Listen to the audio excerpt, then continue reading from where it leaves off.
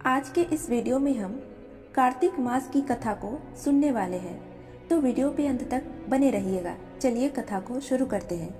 एक नगर में एक ब्राह्मण और ब्राह्मणी रहते थे। वे रोजाना 7 कोस दूर गंगा यमुना स्नान करने जाते थे।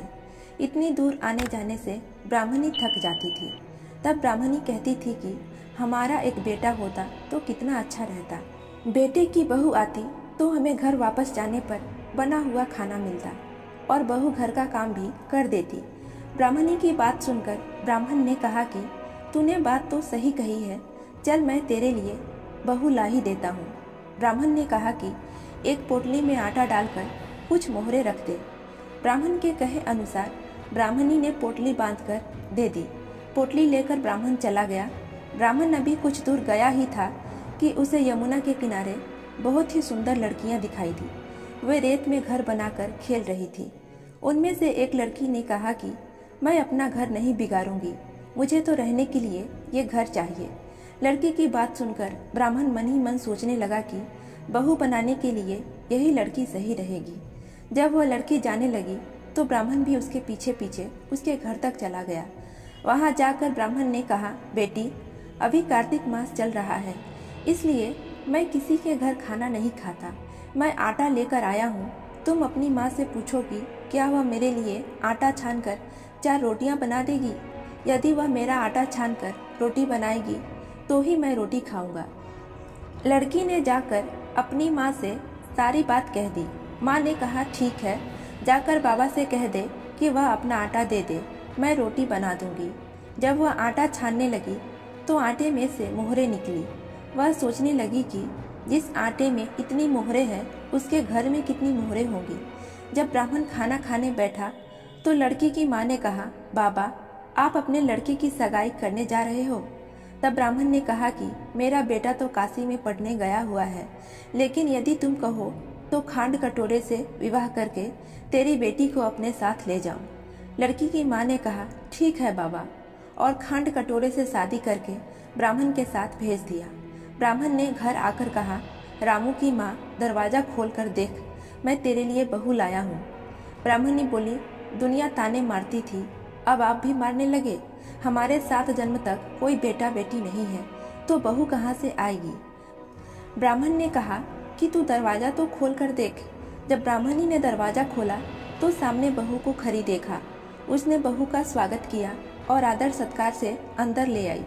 अब ब्राह्मण और ब्राह्मणी स्नान करने जाते तो बहू घर का सारा काम करके और खाना बनाकर रखती। वह उनके कपड़े धोती और रात को पैर भी दबाती। इस तरह काफी समय बीत गया। ब्राह्मणी ने अपनी बहू से कहा कि बहू, कभी भी चूल्हे की आग मत बुझने देना और मटके का पानी खत्म मत होने देना। एक दिन चूल्हे की आग बुझ गई। तब बहू भागी भागी अपनी पड़ोसन के पास गई और कहा कि मेरे चूल्हे की आग बुझ गई है, मुझे थोड़ी आग चाहिए। मेरे सास ससुर सुबह 4 बजे से ही गए हुए हैं, वे थके हारे आएंगे, इसलिए मुझे उनके खाने के लिए खाना बनाना है।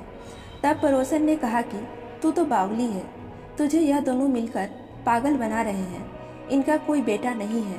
बहू ने कहा, नहीं ऐसा मत बोलो, इनका बेटा तो बनारस काशी में पढ़ने गया हुआ है। तब पड़ोसन ने कहा कि यह तुझे झूठ बोलकर ले आए हैं, इनका कोई बेटा नहीं है। अब बहू पड़ोसन की बातों में आ गई और कहने लगी कि अब आप ही बताओ मैं क्या करूं। पड़ोसन ने कहा कि करना क्या है, जब तुम्हारे सास ससुर आए तो जली फूकी रोटियां बनाकर और बिना नमक की दाल बनाकर दे देना। खीर की करछी दाल में और दाल की करछी खीर में डाल देना। वह पड़ोसन की सारी बात सीख कर घर आई और जब उसके सास ससुर घर आए तो उसने ना तो उनका आदर सत्कार किया, ना ही उनके कपड़े धोए। जब उसने सास ससुर को खाना दिया तो सास बोली, बहू आज यह रोटियां जली फूकी क्यों है और दाल भी अलूनी है। तब बहू ने पलटकर जवाब दिया कि एक दिन ऐसा खाना खा लोगे तो कुछ बिगड़ नहीं जाएगा तुम्हारा। सास ससुर को खरी खोटी सुनाकर वह फिर से पड़ोसन के पास गई और बोला कि अब आगे क्या करना है। पड़ोसन ने कहा कि अब तुम 7 कोठों की चाबी मांग लेना। अगले दिन जब वे स्नान करने जाने लगे तो बहू अड़ गई कि मुझे तो 7 कोठों की चाबी चाहिए। तब ससुर ने कहा कि इसे चाबी दे दो, आज नहीं तो कल इसे ही देना है। तब सास ने बहू को चाबी दे दी। सास ससुर के जाने के बाद जब बहू ने दरवाजे खोले तो देखा कि किसी में अन्न भरा है, किसी में धन भरा है और किसी कोठे में बर्तन पड़े हैं। जब उसने सबसे ऊपर वाला कोठा खोला तो देखा कि शिव जी, पार्वती माता, गणेश जी, लक्ष्मी माता जी, पीपल पथवाड़ी, कार्तिक के ठाकुर, राय दामोदर, तुलसी जी का बिरवा, गंगा यमुना व 33 कोटि देवी देवता विराजमान है। वहीं पर एक लड़का चंदन की चौकी पर बैठा माला जप रहा है। यह सब देखकर उसने लड़के से पूछा कि तू कौन है? तब लड़का बोला कि मैं तेरा पति हूँ, अभी दरवाज़ा बंद कर दे, जब मेरे माता पिता आएंगे तब दरवाज़ा खोलना। यह सब देखकर बहू बहुत खुश हुई और 16 श्रृंगार कर सुंदर वस्त्र पहनकर अपने सास ससुर का इंतजार करने लगी।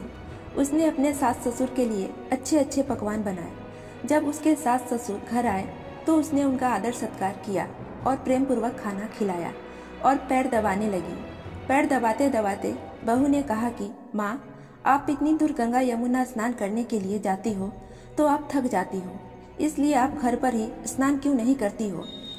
यह सुनकर सास कहने लगी कि बेटी, गंगा यमुना घर पर तो नहीं बहती। तब उसने कहा, हाँ माँ जी, बहती है, चलो मैं आपको दिखाती हूँ। जब बहू ने 7वां कोठा खोल कर दिखाया तो उसमें शिव जी, पार्वती जी, गणेश जी, लक्ष्मी जी, पीपल पथवारी, कार्तिक के ठाकुर, राय दामोदर, तुलसी जी का बिरवा, गंगा यमुना बह रही थी और 33 कोटि देवी देवता उसमें विराजमान है। वही चौकी पर बैठा एक लड़का माला जप रहा है। माँ ने कहा कि बेटा, तू कौन है? लड़का बोला, माँ, मैं तेरा बेटा हूँ। तब ब्राह्मणी ने पूछा कि तू कहाँ से आया है? लड़के ने जवाब दिया कि मुझे कार्तिक देवता ने भेजा है। बुढ़िया ने कहा कि बेटा, यह दुनिया कैसे मानेगी कि तू मेरा बेटा है? बुढ़िया ने कुछ विद्वान पंडितों से मदद मांगी। पंडितों ने कहा कि इस बार बहू बेटा खड़ा हो जाए और उस बार बुढ़िया खड़ी हो जाए। बुढ़िया ने चमड़े की अंगियां पहनी हो और छाती में से दूध की धार निकलकर बेटे की दाढ़ी मूछ भीगे और पवन पानी से गड़जोड़ा बंधे, तब माने कि यह बुढ़िया का ही बेटा है। उसने ऐसा ही किया। चमड़े की अंगियां फट गई और छाती में से दूध की धार निकलकर बेटे की दाढ़ी मूछ भीग गई। पवन पानी से बहू बेटे का गड़जोड़ बंध गया। यह सब देखकर ब्राह्मण और ब्राह्मणी की खुशी का ठिकाना न रहा और ब्राह्मण और ब्राह्मणी को उनके बेटे और बहू मिल गए। तो फ्रेंड्स, ये कहानी आपको कैसी लगी हमें कमेंट करके ज़रूर बताएं और इस वीडियो को लाइक करें, चैनल को सब्सक्राइब करके बेल आइकन की नोटिफिकेशन घंटी को ऑन कर दें, जिससे मेरी आने वाली सभी वीडियोस की नोटिफिकेशन आप सभी को टाइम टू टाइम मिलती रहे। तो आज के लिए इतना ही, अगले वीडियो में फिर से मिलेंगे, तब तक के लिए गुड बाय।